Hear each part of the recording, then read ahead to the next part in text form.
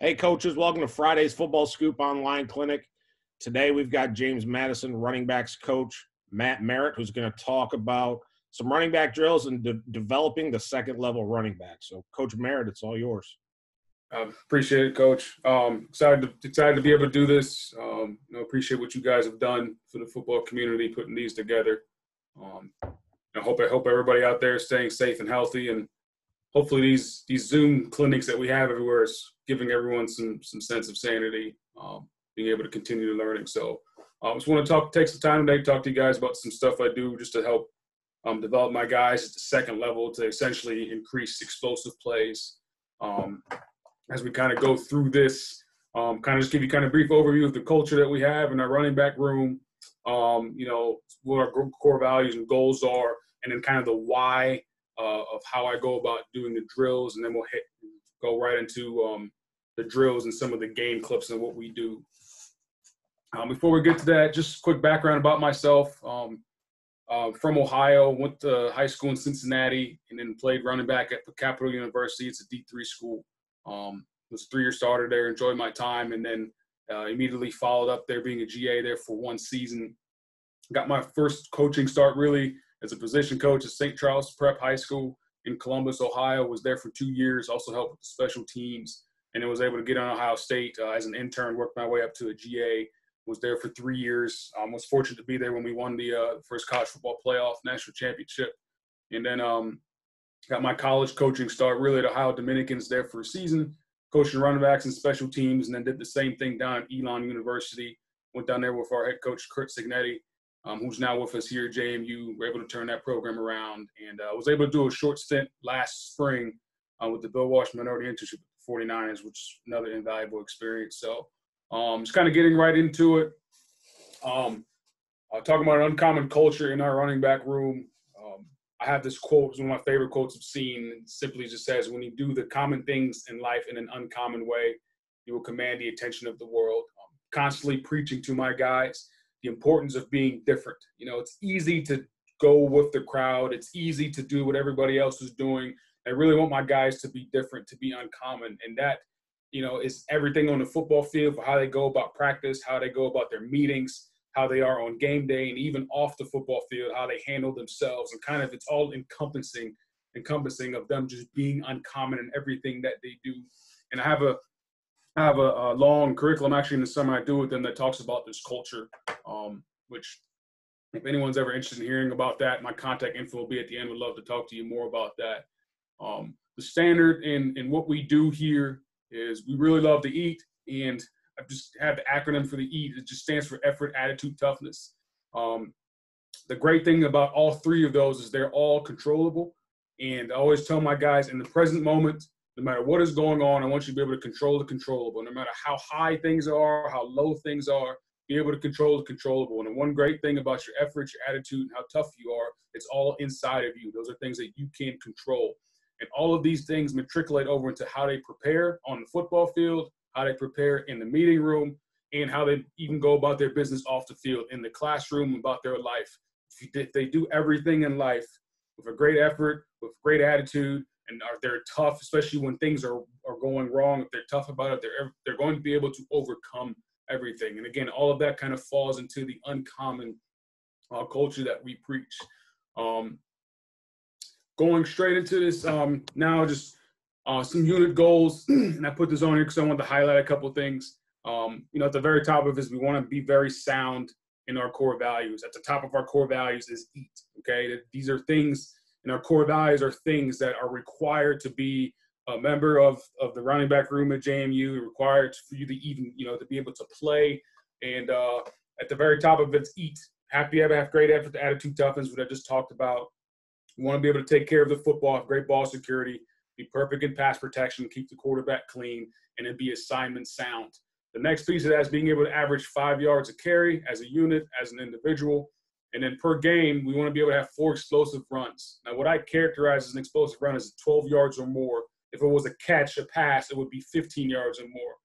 And then 1 momentum run a game is just 20 yards.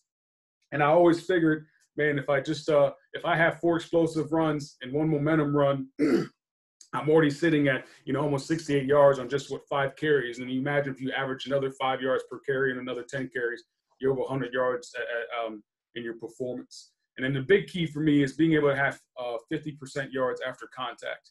I think it's really important for running backs, especially at this level, to be able to get yards after contact. And really, when you're looking at running backs and evaluating them, you want to have a guy that can at least do one of these. He should be a guy who can at least be able to get half of his yards after contact.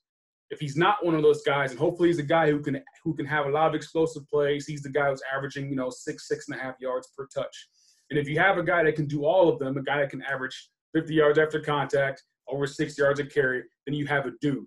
One of the dudes I had that could do all of that was Ezekiel Elliott at Ohio State. He was able to do all of those.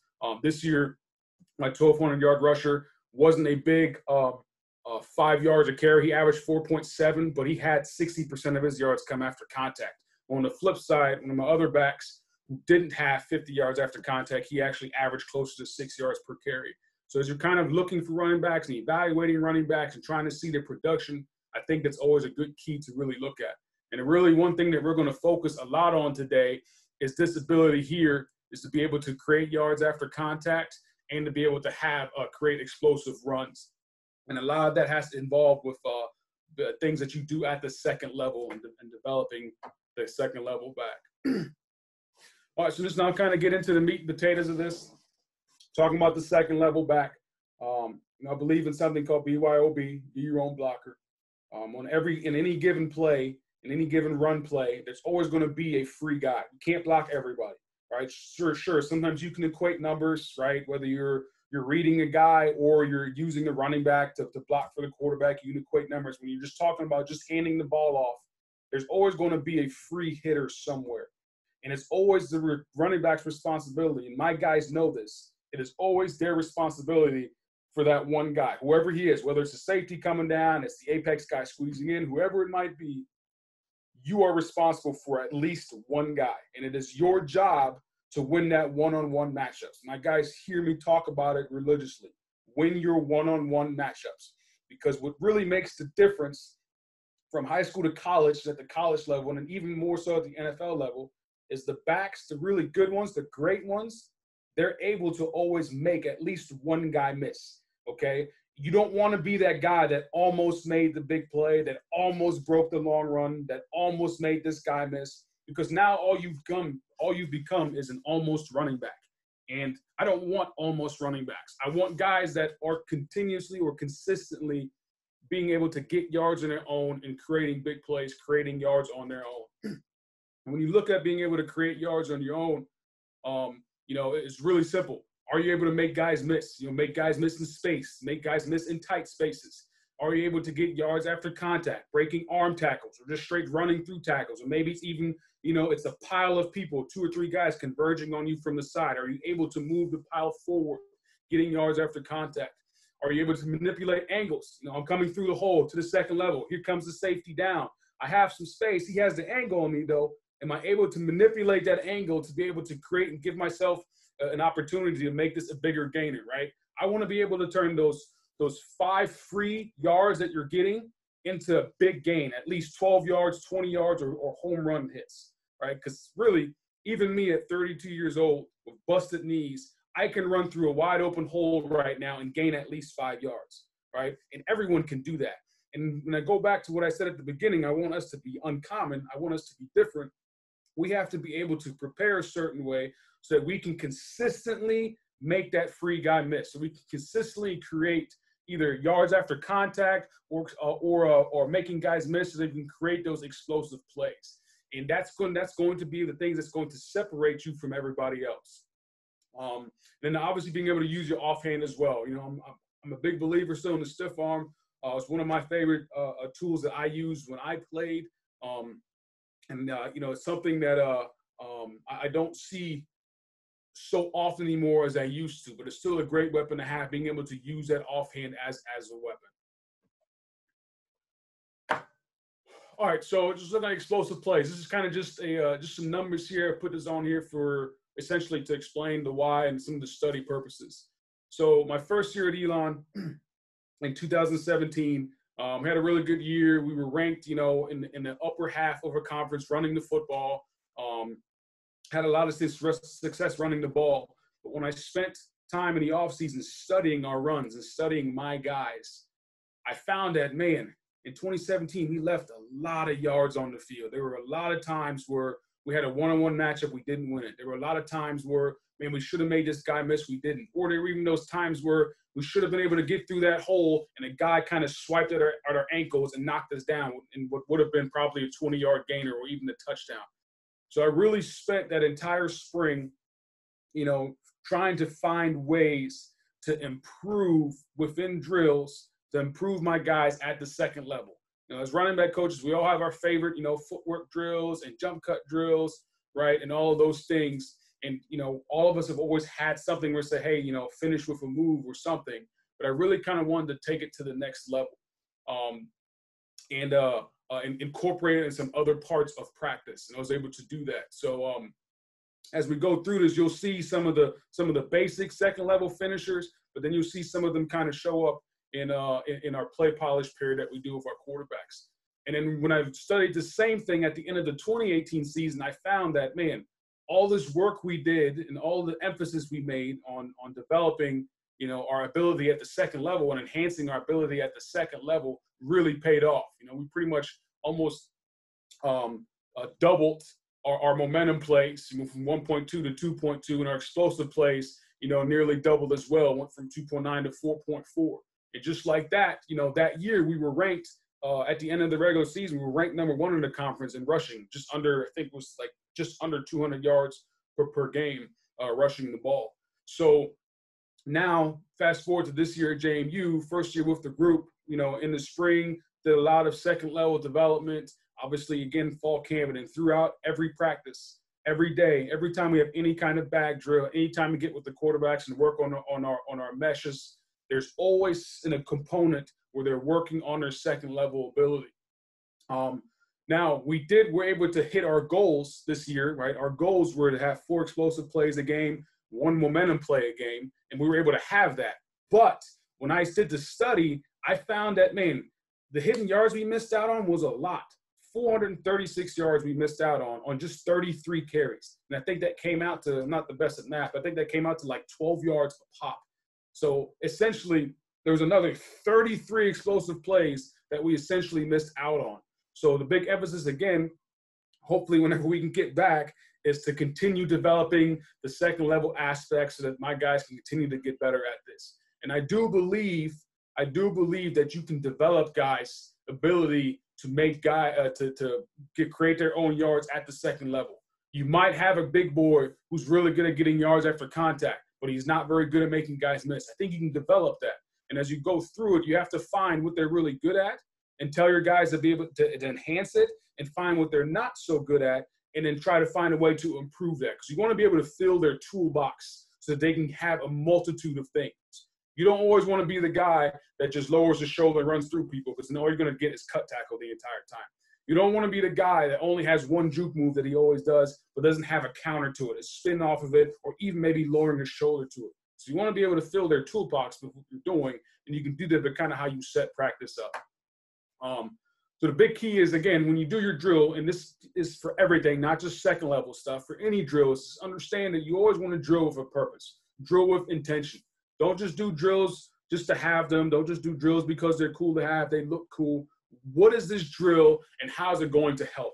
And I always tell my guys, look, this is the drill we're doing. This is how it helps. This is what it's supposed to do. And then find game clips as testimony to show them, look, here's the drill showing up.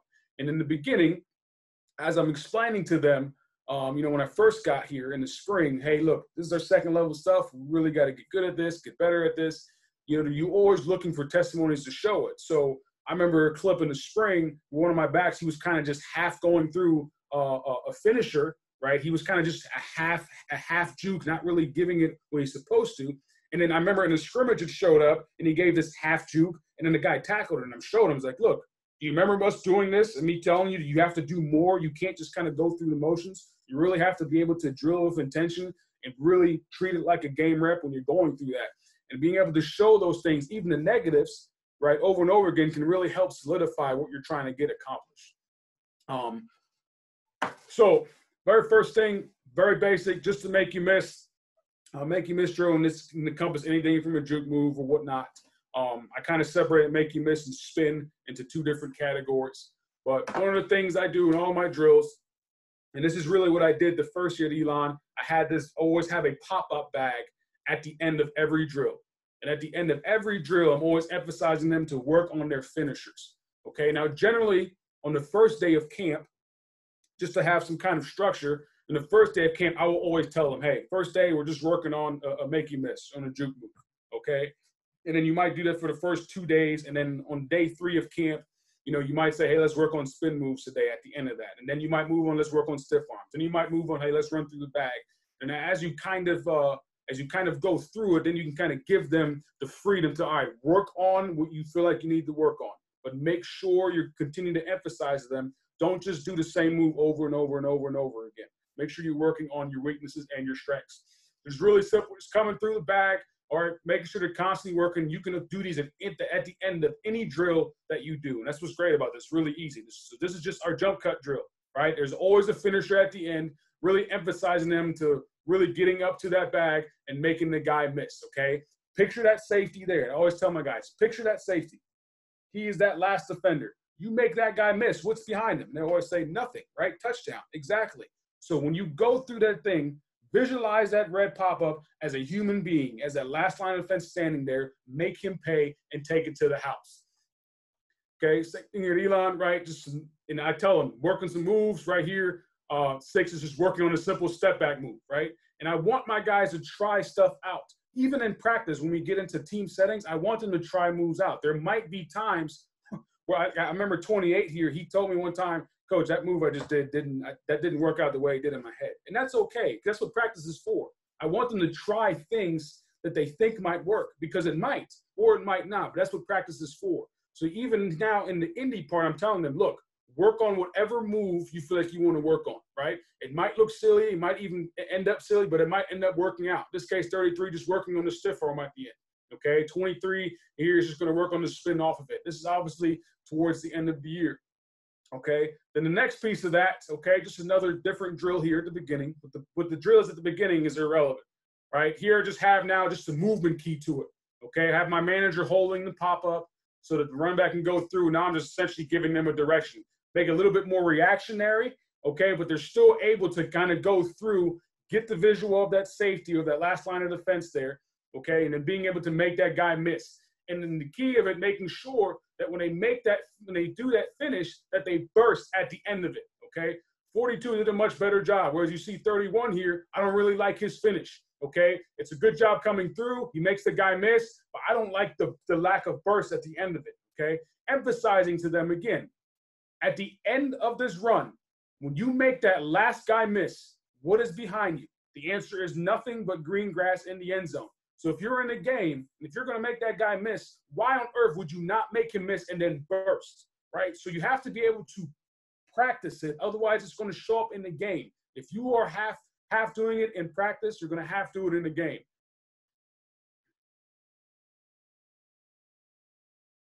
And again, being able to preach to them, just making sure going through it and working on those finishers always at the end, always key at the end. Work on those finishers. Okay, now here's the next portion of it. This is kind of what I went to then in 2018 at Elon. This is what we call our play polish period. When we get with the quarterbacks and we work on all of our footwork, our timings of our meshes and everything else. So generally what I do at the very first level right here, I always have my bag set up.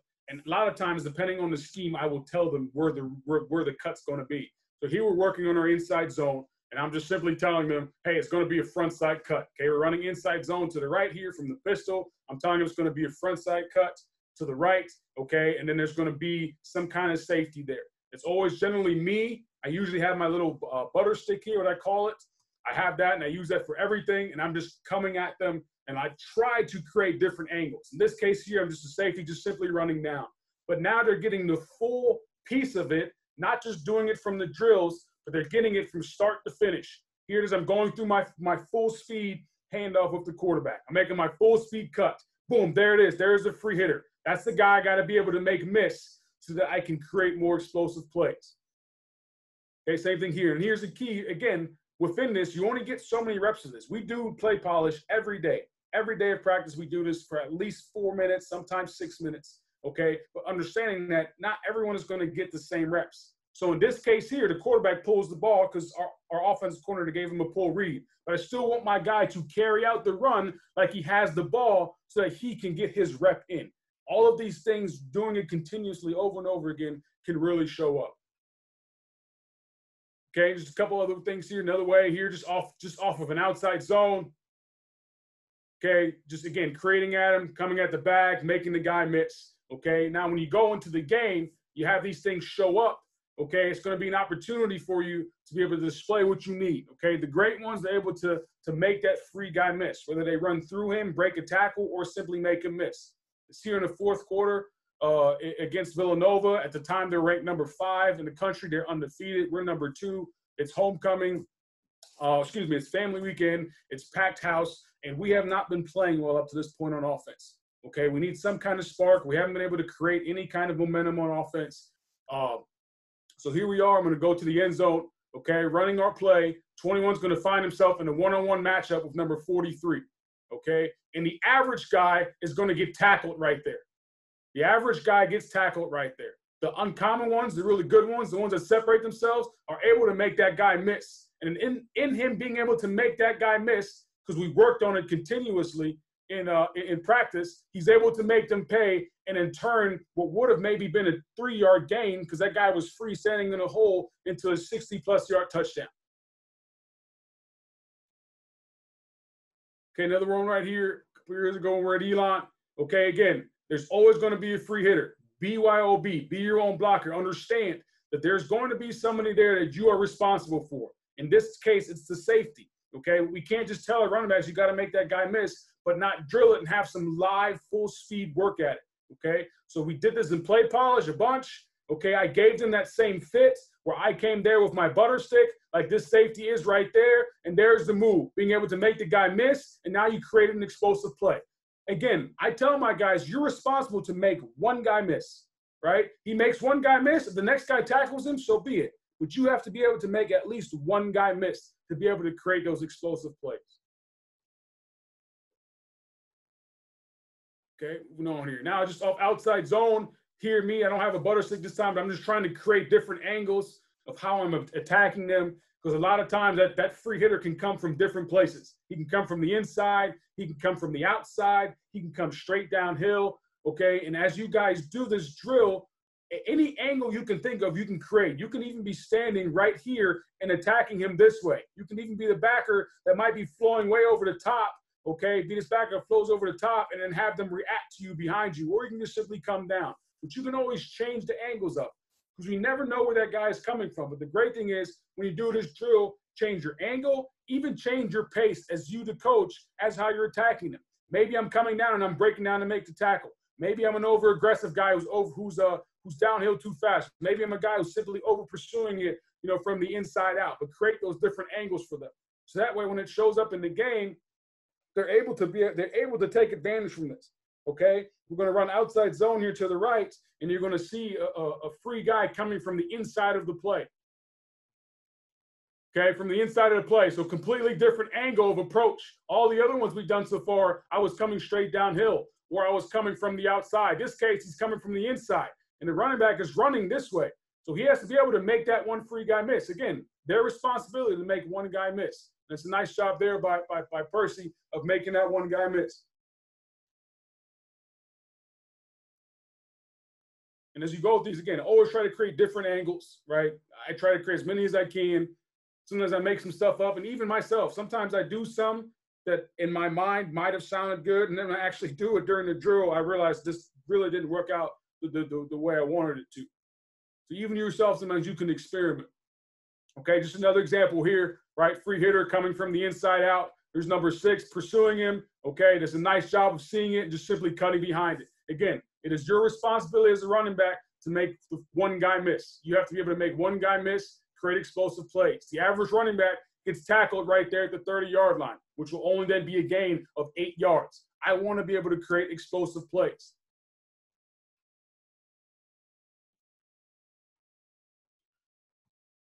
Okay, one more thing here. Something I did, just kind of just a simply footwork drill. This isn't like a play specific drill. This is really just working on footwork drill. This doesn't necessarily relate to inside zone, outside zone power. Just working on footwork, but still being able to have a finisher at the end. A lot of times, what I like to do with these, when we're just doing these simple footwork drills, is being able to put it back as tight as possible. This pop up as tight as possible to this step over, because what's going to force them to do is as they're coming over this bag, he has to pick his feet up, but immediately get his foot in the ground and react to that defender that's standing right in front of him. Here's when you're Elon, right? Coming through, as soon as he gets through, he has to be able to react. It's a quick reaction in a tight space. You're going to find yourself in those situations to be able to make those guys miss. Try to see what situations that you see show up a lot with your running backs in the game, and then try to simulate them in practice, okay? So now I have this exact same one show up here. Okay, we're running pin and pull to the left. Okay, there ends up somebody on the ground. Number 6 is going to have to jump over this guy, and 23 is standing there. A tight space. It's, again, I don't care how tight your space is. It is your job to make the free hitter miss. Free hitter is 23. It's a very tight space, but just like the drill is able to get over him and immediately make him miss, and in turn what would have been maybe a 3-4 yard gain into an explosive run and a touchdown. Now moving on to the spin move and working on this. Again, same thing here with the, this is just a footwork drill similar than the last one, not play specific, but again, just trying to create that tight space right there. Okay, it's really hard for them to be able to get that feet in the ground and be able to make a move simultaneously. But I'm trying to make it as hard as possible. And then again, on your spin moves, you want to be able to gain ground, okay, with the first step, and then being able to swing that second step around so that when you come forward again, that you're facing forward and not going sideways. He's a little bit out of control here, but like him to go a little bit more forward on the spin move. Same thing here at 42. This is early in camp. This is really the beginning of us doing some of this stuff. These spin moves got better as the year went on. But again, just creating those tight spaces for them. Okay, now here in our play polish period with the quarterbacks, again, whatever scheme you're working on doesn't matter. Inside zone, outside zone, power counter, pin and pull, whatever it might be, okay? Anything with the ball in their hands. You can even do these when we work on routes, which we do. When we work on our routes with the quarterbacks, I stand out here and do the same thing. But give them some kind of live finish, okay? This time I'm the safety coming down, working on the spin move, okay? Decent, gaining some ground. We'd like him to get that second foot around a little bit more so he can go a little bit more further, but a pretty decent spin move. This next one, I think, is an even better spin move. But again, full speed, okay? You see the spin here. He does a much better job with that first step, okay? Get the second step around, and by the time he gets that second step forward, he's already a yard ahead going forward. But working on those spin moves on a full speed with something live, which in this case, myself running at them to try to simulate those. Again, trying to maximize the number of explosive plays that we can, filling the toolbox for your running backs, and developing their finishes so they can really take advantage of it and be different. Okay, you can have them spin inside, you can have them spin outside, whatever the scheme is, make it work. Okay, in this case, I was just a moving target. I was essentially kind of like over pursuing it, okay, and just working on the spin back off the inside on it. And the spin move is another skill that I don't see a lot of anymore. I used to love the spin moves when I was in high school, especially. I don't see it too often. And kids these days don't do it as well. They all kind of just want to rely on their speed or just want to make, try to use a juke move. But I think being able to fill your toolbox with these is key. So just having somebody show up here, he ends up spinning off of a free hitter right there. He sees whatever number that is, number 8, shows up in the hole. There's a free guy, and it's just reactionary, right? You're not telling them what to use and when to use it. You're just simply filling their toolbox, and as they go through it, they practice it, they develop it. You get into the game, whatever comes natural to them, they'll do, okay? Good spin move there. It doesn't end up being an explosive play, but he's still able to make at least the first guy miss and create another, 4, 5, 6 yards after he made the move. Okay, same thing here. Going to have a free guy coming through the line of scrimmage. Again, it's your job to make the free guy miss, okay? And sometimes the free guy might even be somebody that we were supposed to be blocking and we didn't, okay? Here we're just running our inside zone scheme where we're just we're just locking on to the backside end and, you know, we're leaving the backside backer free, had some kind of RPO that we're trying to use to read off of him. They end up being in man coverage in this in the one high structure, so our only option was to hand it off. But my guys know, again, it's not always going to be perfect. One-on-one situation, you have to be able to win those one-on-one situations more often than not.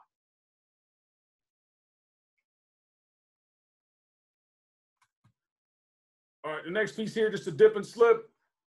Okay, here is just essentially, you could maybe throw this into the category of making a guy miss.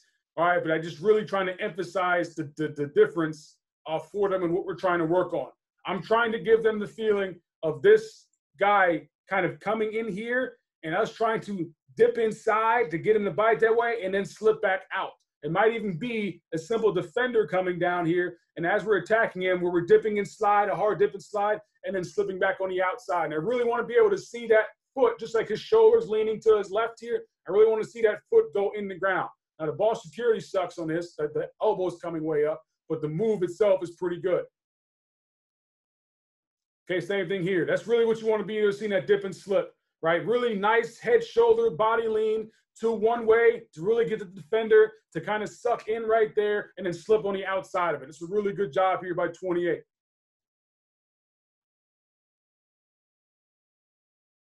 Okay, game situation.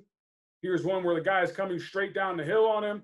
Okay, 13, free hitter. There's your opportunity. Got to be able to make him miss. Or got to be able to win your one-on-one matchups. Make him miss, spin move, run through him, right? Dip and slip, whatever. Good dip and slip there, just like in practice. Good body lean to his right.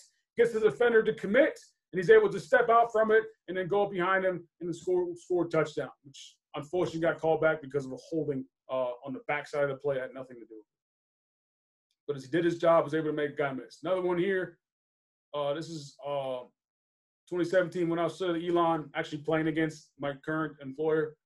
Here it is, a guy coming from the outside in, okay? Not so much downhill like 13 was in the previous clip. He's a little bit on the outside. There's not a lot of space. 26 is actually doing his job by keeping everything inside of him, forcing it back to the inside, okay? From film study, he knew that if he had a one-on-one with the corner, that he was going to stay on the outside, try to force him back in.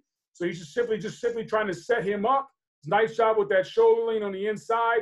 Okay, make that guy miss. Boom, now you've turned what again would have been a minimum gain into a big play.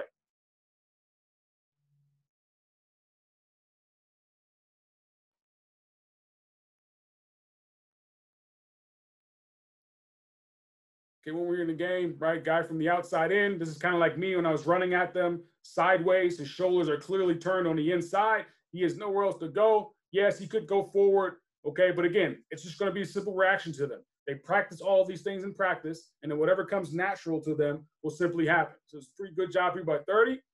Comes through, right, has the opening there, but he sees this guy's shoulders are turned inwards. He sees that. He knows that, man, if I can just dip and slip this guy, I'm going to have some space. And he does. Good job, dip and slip, and gets another stiff arm there to be able to maximize the yardage. All right, moving on to the stiff arm here. I've tried my best to find some creative ways to be able to come up this, and kind of what I've done is I took a PVC pipe, okay, and I attached like some towels on it at the end, a bunch of towels like kind of balled up, and put some tape around it, and used this. I actually got this thought from Tony Elliott at Clemson. He uses an actual helmet with a PVC pipe, and he has an old helmet in, and I just used it. That ball I have right there is pretty hard. It's pretty compacted, so it gives them a good feeling.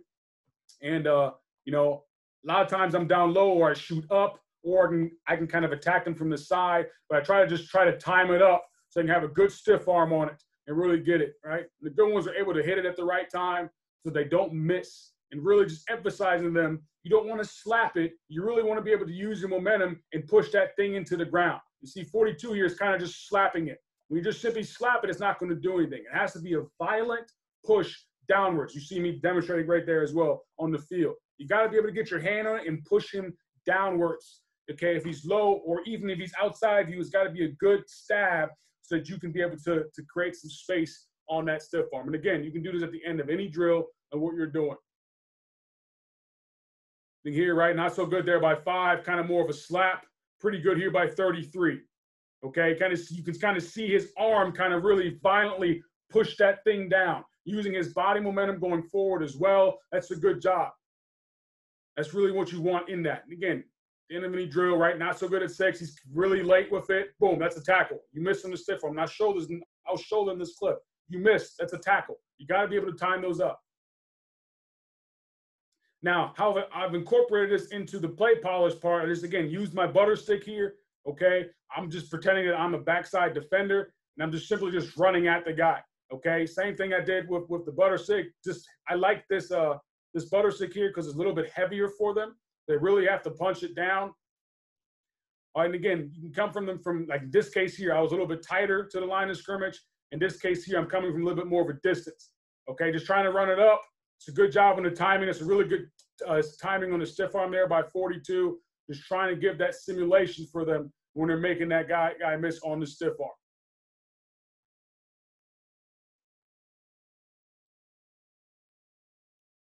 Okay, here we are on the game situation. Go to the end zone. Nice job by 7. Again, understands there's going to be a free hitter somewhere. Okay, in this case, it's number 7. He comes back on the inside. Nice job. Good timing with the stiff arm. Right on the helmet. Does just enough to get him off him. And again, he done his job. 7 is the first guy. He made the first guy miss, right? He was able to get past the first guy. Now, the second guy shows up. That's okay. It's a good finish of the run. Lowers his shoulder. But he did his job on the first guy. Good timing on the stiff arm. Was able to get extra yards after contact. One more example here. Showing it through. 42 coming back. The backside cut. There's a free hitter, right? The apex guy squeezing in. Good timing on the stiff arm. Is able to knock him down to the ground, maximize the amount of yards you can get after the play.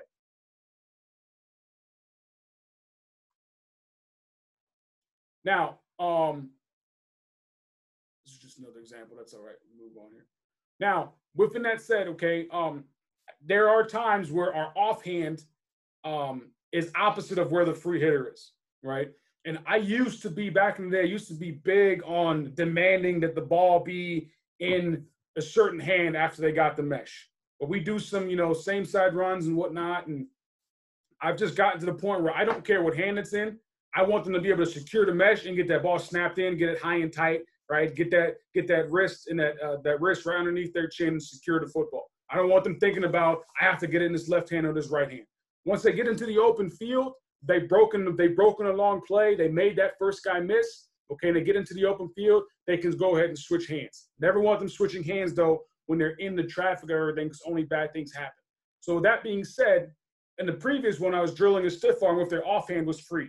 Okay, and really during this drill, it kind of just worked out. This is the same drill as the one I showed you earlier. The same day, same drill. It just so happens that in this case, the ball is going to be in his offhand. So it's also trying to create them, right? That same scenario when your offhand isn't free.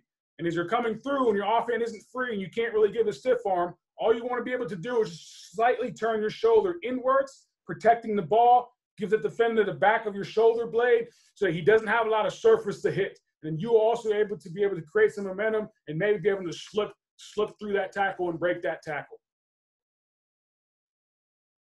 The same thing here, just nice little turn of the shoulders. It's a good job turning the shoulders. Okay, we'd like him to be a little bit lower on his hips, but it's a good job turning those shoulders, protecting the ball, and simply running through traffic.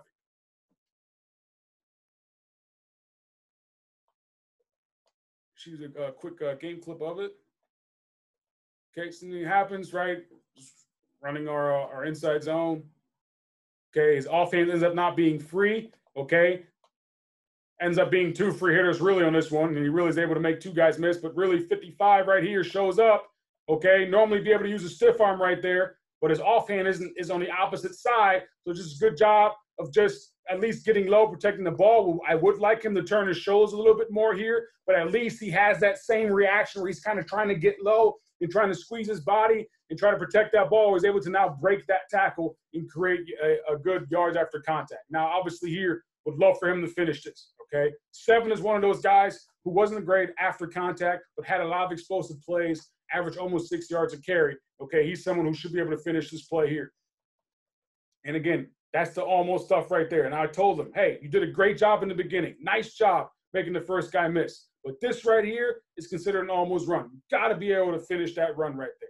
have to be able to finish that run. And that was right before half, too. We ended up settling for a field goal. How am I doing on time there, Coach? You're good, man. You know, wrap up whenever. You're good. Yeah. So keep rolling. All right. The next piece here, just simulating a run through where, you know, it might be two guys coming at you, or maybe you have nowhere to go. You don't have space to make a guy miss, to manipulate his angle, to spin and whatnot. You just have to run straight through them. So I just simply just take two pop-ups here. I just have two managers, a lot of times it's myself as well. Just hold those two equipment things and just have them just accelerate through contact, okay? And you really want to be able to emphasize accelerating through contact. As soon as he gets through this, I should see a burst going forward, being able to drop his hips and go forward. What I don't like here is how much he's bending at his waist, okay? His eyes are down, looking down to the ground. I do like the acceleration through. I don't like where his eyes are in his body position. And when I record these things in practice, I show it to them. Look, we have to be able to sink our hips more. Sink your hips more, keep your eyes up. And the eyes up more than anything is for their own safety.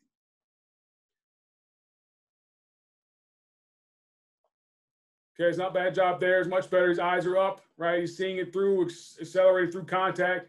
Good finish on it. Here is just changing the angle, okay, where he has to make a jump cut. And you see him then going forward. Okay, there I am with the shield, just leaning into him, giving him that scenario in the game where he has that one-on-one where he has to be able to run through a tackle. And the good thing is with this pop-up here, a lot of times, as you see, a lot of times, because we make this space in between it so tight for them, that a lot of times that pop-up ends up getting in their way. So you're kind of, without really planning on it, getting another way to really work on them being able to keep their feet up, to be able to keep their balance like he does right here. That pop-up hits him on the knee, which is something that can clearly happen in the game. He's able to keep his balance from it.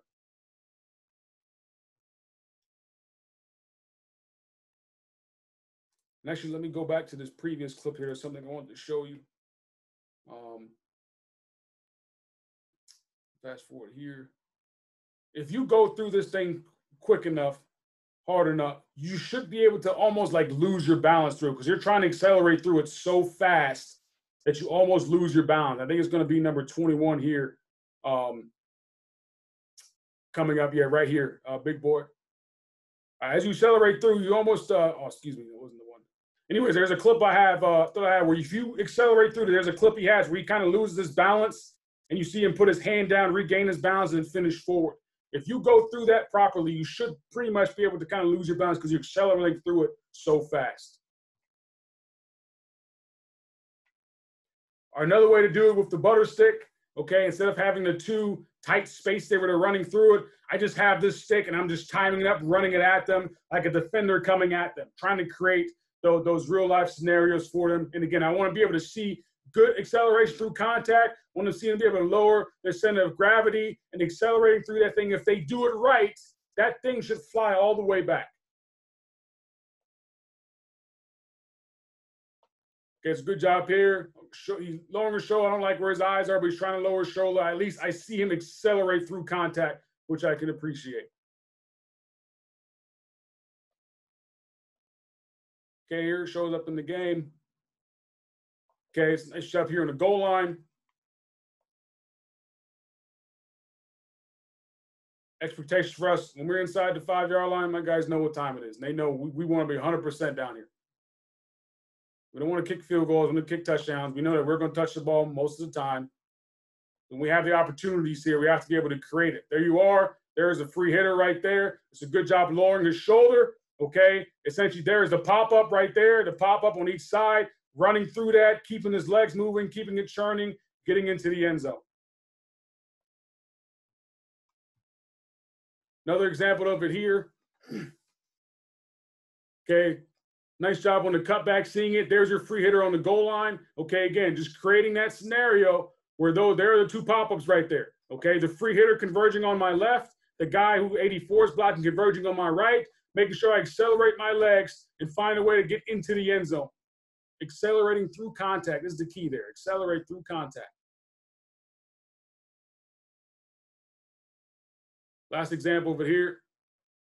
Same thing, right? Two guys come up. Boom. You see the drill showing up right there. He's much better there. I like his hips are much lower right there. His eyes are up. I see him accelerating through contact. I see his legs churning, trying to get into the end zone and not being denied.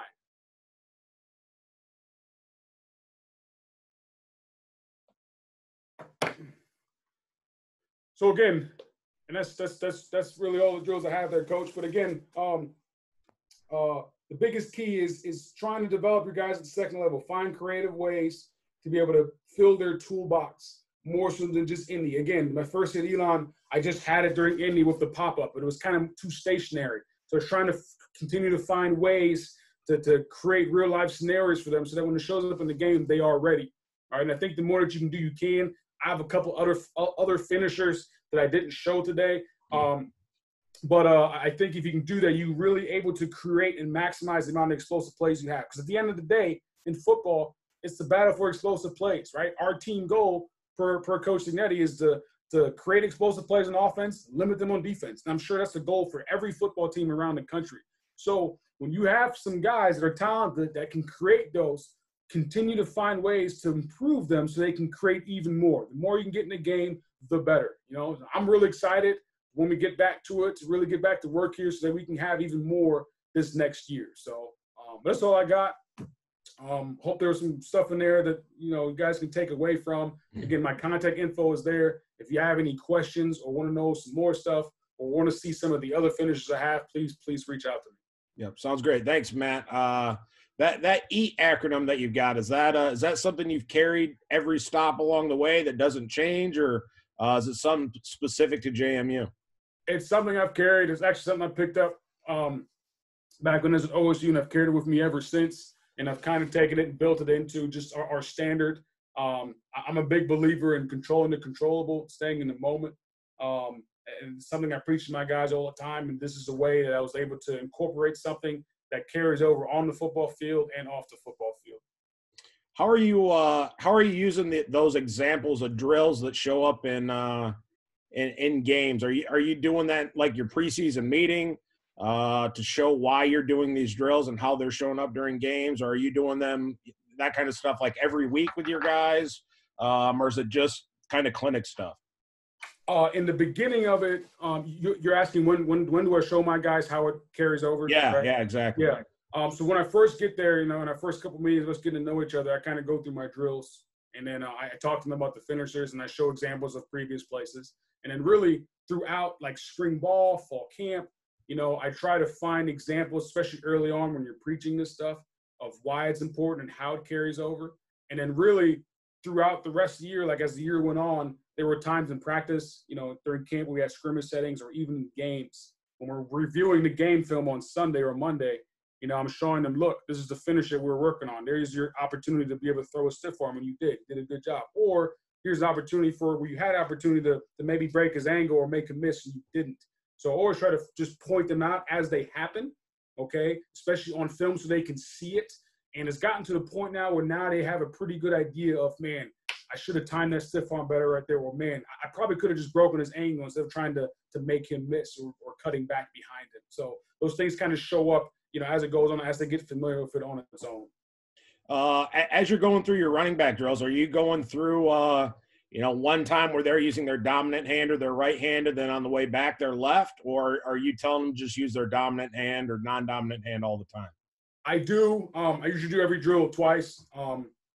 So I always tell them to switch hands. Like we'll start our right ball in right hand. Okay, this time come back around, ball in left hand.